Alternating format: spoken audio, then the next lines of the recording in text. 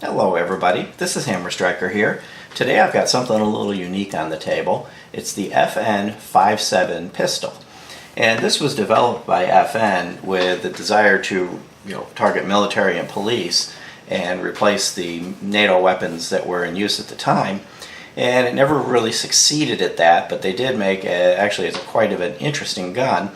And one of the concepts behind this is that you could have your rifle and your pistol chambered in a rifle caliber round so that your ammo was interchangeable between the two. And before I pick it up, I'm going to show you the ammo and then I'll get rid of it.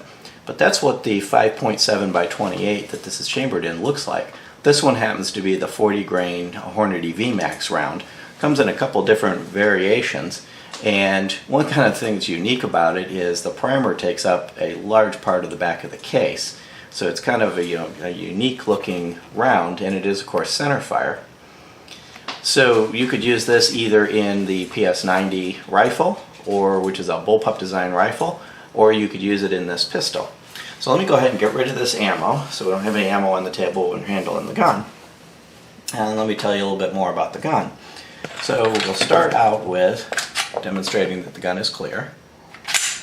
The gun itself is actually a fairly large gun, but it's relatively light. It's 8.2 inches long from end to end, it's 5.4 inches tall, and it's only 1.4 inches wide. So it's not a very thick gun. And unloaded it weighs 23.36 ounces, which is not particularly heavy for a service pistol size gun like this. And it weighs 28 ounces loaded with 20 plus 1 of the FN Five-seveN ammo. And just to put that in perspective, a Glock 17, which is a very common service size pistol, weighs 25 ounces unloaded, but it weighs 35 ounces loaded with 17 rounds of ammo. So you can see that in the same rough footprint, I'll show you a comparison later in the video, you get a few more rounds of this and a lot lighter. It's an extremely fast round. It is a rifle caliber, so it's coming out of the muzzle at some fairly high rates, 2100 to 2500 feet per second depending on the round, and it's between 250 and 300 foot-pounds of energy. So it's not the most powerful round, but it is going incredibly fast, and that has given this gun the reputation of being armor penetrating, or being able to penetrate a bulletproof vest. There are a couple variations of this ammo that can, and there's also a couple of variations of this ammo that can penetrate 3-inch bulletproof glass. With the velocity of it and the small size of the bullet, that type of penetration is possible.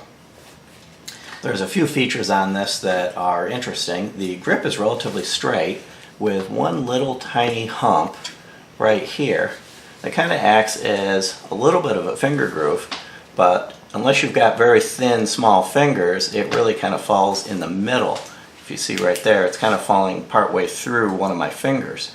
So it really doesn't do much in the way of finger grooves, it's just kind of a bump. But it's not pronounced enough to be uncomfortable or cause you any issues.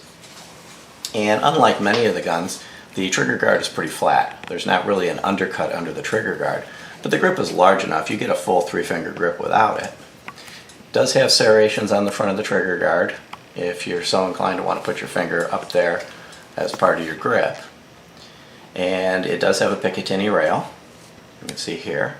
It's actually a multi-slot Picatinny rail. It's got cocking serrations on the front as well as the rear. And on the rear it's got these little wings that stick out just a little bit, kind of like on the VP9, except that they're not removable, they're part of it. But it gives you something to catch your finger on as you're pulling it back. From an ergonomics standpoint, the gun has a ambidextrous safety, so you've got, and on the other side, it does have a reversible mag catch, but the mag catch is not ambidextrous. But the slide release is only on this side, so it's set up for a right-handed shooter on the slide release. But the key piece is from a left-handed shooter, you can activate the safety with either hand.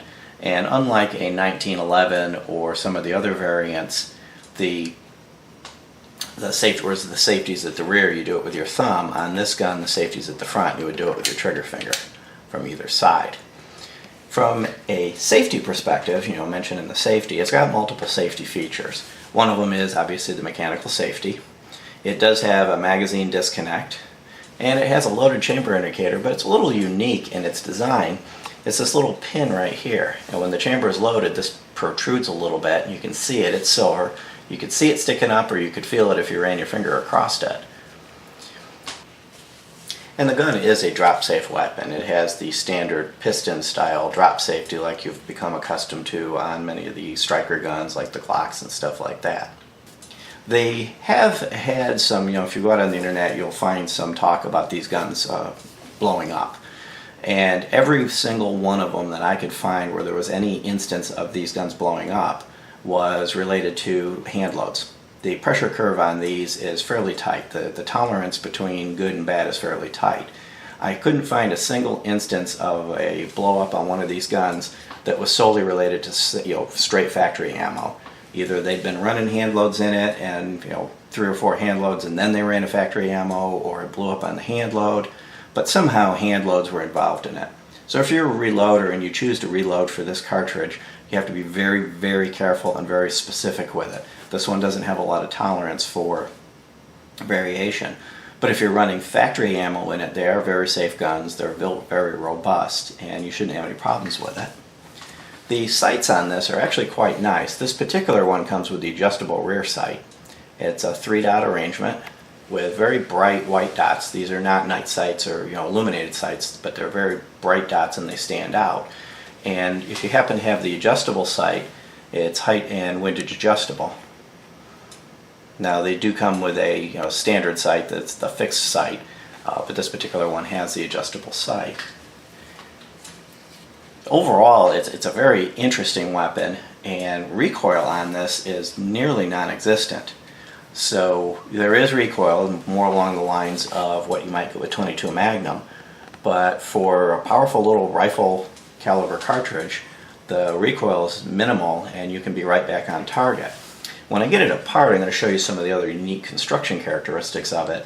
In fact, it even comes apart a little bit differently because it is a blowback gun. So let's go ahead and go through the disassembly procedure. So pop the magazine out, lock it back. Of course, while it's locked back, you would also confirm that it's unloaded. And then you have this little lever here. And what I'm going to do is I'm going to grab it with my finger, I'm going to pull it all the way back, and then while holding it back, I'm going to release the slide, and the slide's going to come forward and off. And the easiest way to do it is to pull it back with a little bit. So pull it back about halfway with your fingernail. And that's actually fairly easy to do. There's almost no tension on it. Then I'm going to stick my finger in it, grab the gun like this, and pull back with my finger. And while I'm pulling back on it, release the slide and bring it forward. And when it gets basically to what would be the in battery position, go forward a little bit more and the slide pops off. So one of the things I've noticed on this for a blowback gun, a lot of them have very weird takedown procedures. This one's actually very easy to disassemble. It comes apart quite nicely. Now, one of the things you're going to look at on this is the slide appears to be plastic. It's actually an outer cover. It's a plastic outer cover that's on the slide.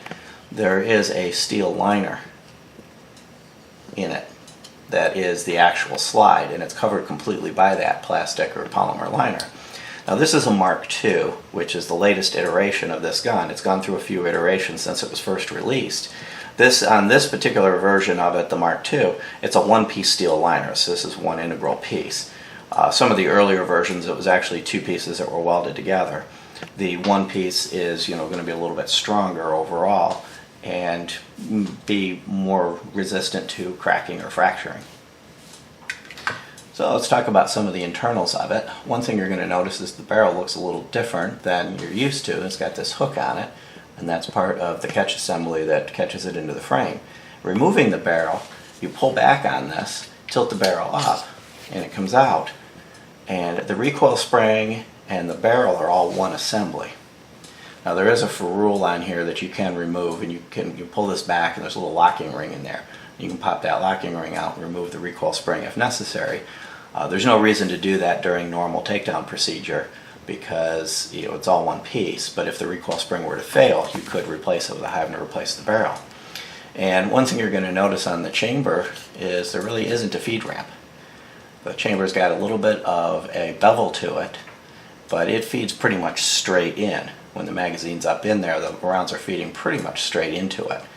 And we did find that this gun was absolutely reliable. No feeding issues. It just worked, flawlessly from step to step. Pick up the slide. You can see that there's really not a whole lot going on in here. You just got the loading ramp. You've got the firing pin back here. It gets hit by the hammer. It is a hammer-fired gun, which I'll show you. And you can see the spring in there for the firing pin.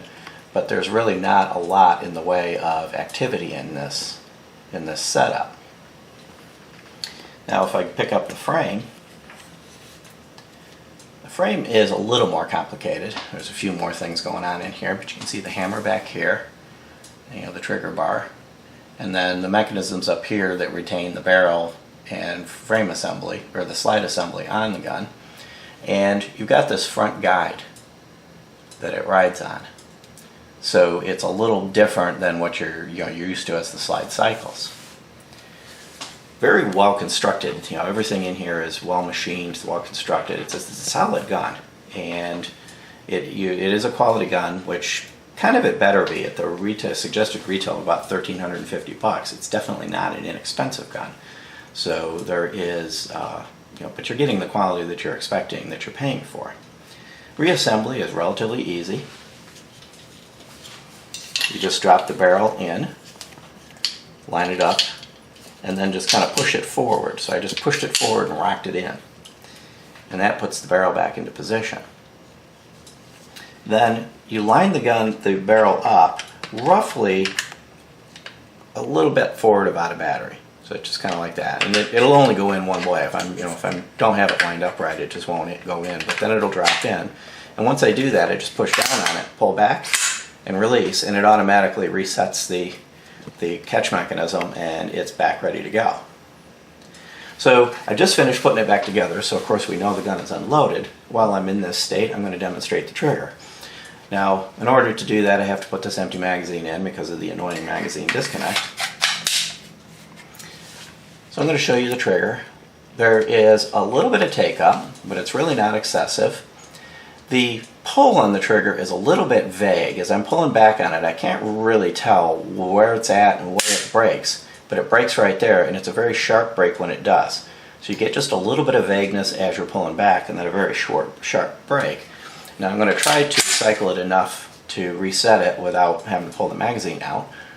If you go back on the reset's almost all the way out. There's the reset, and I'm right on that wall again. Or I go all the way out. So from a reset perspective, the reset's pretty much almost all the way out. The trigger's not heavy. The vagueness really didn't cause us any problem on the range. When you get into shooting the gun, you get in, because the break is relatively short, we found it very easy to fire the gun and keep it on target as we were doing so. And we found this actually a fairly easy gun to shoot well, with one exception. There's variations in ammo that are available for this. There's a couple 27 grain lead-free ammos. There's an SS-198 and an SS-195. And they're 27 grain, lead-free, and we found that they didn't group quite as consistently. They were combat effective. If you were dealing with trying a self-defense situation, you would be able to put them where they needed to go.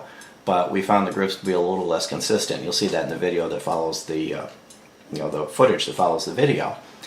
It also has a couple different 40 grain variations. There's an SS-197 that has its 40 grain, has a Hornady VMAX bullet in it, and American Eagle makes a 40 grain for this. And with that ammo, it grouped very tightly and very consistently. The only other thing that's kind of interesting to note, because this is a rifle caliber round, if you look at the magazine's quite large and rectangular, the grip on this gun is quite big.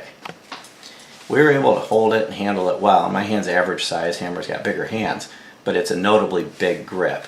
And what I'm going to do is I'm going to show you a Glock 17, just by comparison, just so you can see the difference in sizes between the two. So we've got this unloaded Glock 17,